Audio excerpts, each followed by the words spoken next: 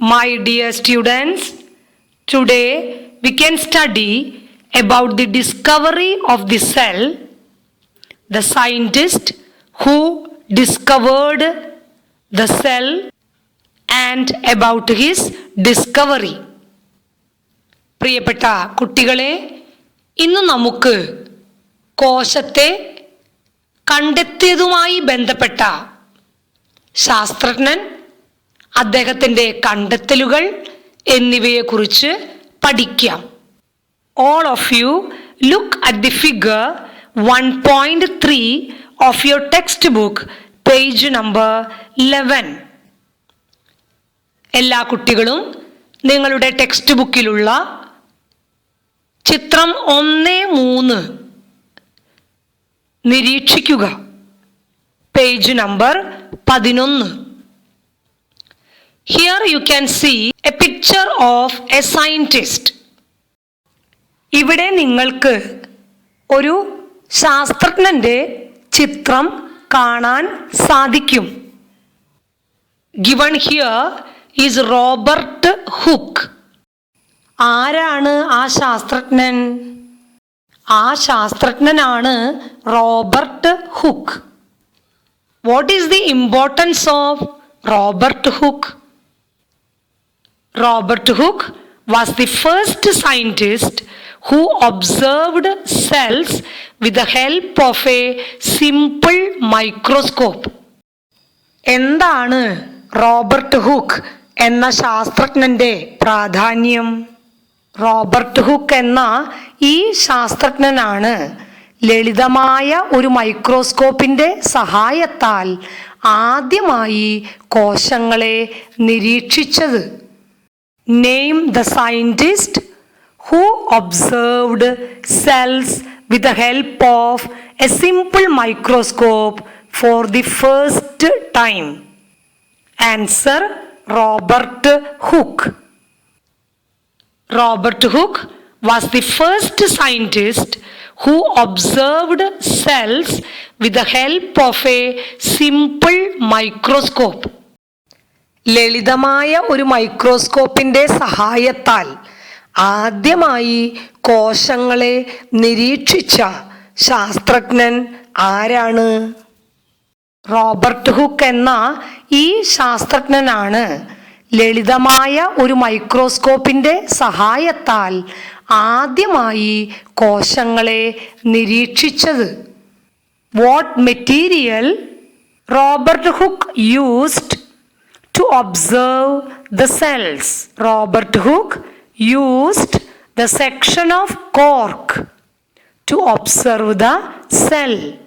കോശങ്ങളെ നിരീക്ഷിക്കാൻ അദ്ദേഹം ഉപയോഗിച്ച വസ്തു എന്താണ്? കോർക്കിന്റെ ഛേദം. എന്ത് വസ്തുവാണ് മൈക്രോസ്കോപ്പിലൂടെ നിരീക്ഷിക്കാനായി റോബർട്ട് ഹുക്ക് ഉപയോഗിച്ചത്? കോർക്കിന്റെ ഛേദം. Robert Hooke observed the section of cork through the microscope to observe the cell. കോശങ്ങളെ നിരീക്ഷിക്കാനായി റോബർട്ട് ഹുക്ക് കോർക്കിന്റെ ഛേദമാണ് മൈക്രോസ്കോപ്പിലൂടെ നിരീക്ഷിച്ചത്. He observed the section of cork through a microscope and he called that little chambers or tiny chambers as cell.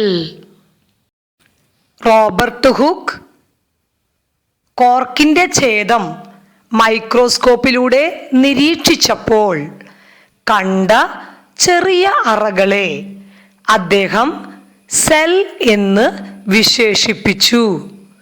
Cell അഥവാ കോശം എന്ന് വിശേഷിപ്പിച്ചു. What was the name given by Robert Hooke to the tiny chambers seen in the section? Robert Hooke called the tiny chambers seen in the section as cell. മൈക്രോസ്കോപ്പിലൂടെ നിരീക്ഷിച്ച ചെറിയ അറകളെ എന്താണ് വിളിച്ചത്? മൈക്രോസ്കോപ്പിലൂടെ നിരീക്ഷിച്ച ചെറിയ അറകളെ റോബർട്ട് ഹുക്ക് സെൽ എന്ന് വിളിച്ചു. Study of the cell is an extensive branch of science which is rapidly developing nowadays. ഇന്ന് വളരെ വേഗം വികസിച്ചുകൊണ്ടിരിക്കുന്ന വളരെ ബൃഹത്തായ വലിയ ഒരു ശാസ്ത്ര ശാഖയാണ് കോശ പഠനം. The study of cell is rapidly developing branch of science. It is known as cell biology. വളരെ വേഗം വികസിച്ചുകൊണ്ടിരിക്കുന്ന ശാസ്ത്ര ശാഖയാണ് കോശ പഠനം. ഇത് കോശവിജ്ഞാനീയം എന്നറിയപ്പെടുന്നു.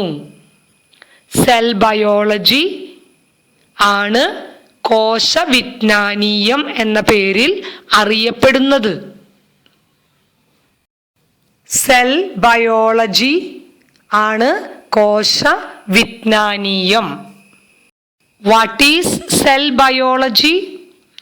Cell biology is the branch of science which deals with the study of cell. എന്താണ് കോശവിജ്ഞാനീയം?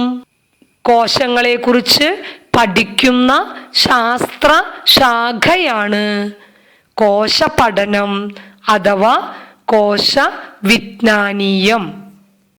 The development of cell biology were made in the middle of 19th century. കോശവിജ്ഞാനീയത്തിന് അടിത്തറ പാകിയ കണ്ടെത്തലുകൾ 19ാം നൂറ്റാണ്ടിൻ്റെ മധ്യ ദശകങ്ങളിലാണ് നടന്നത്.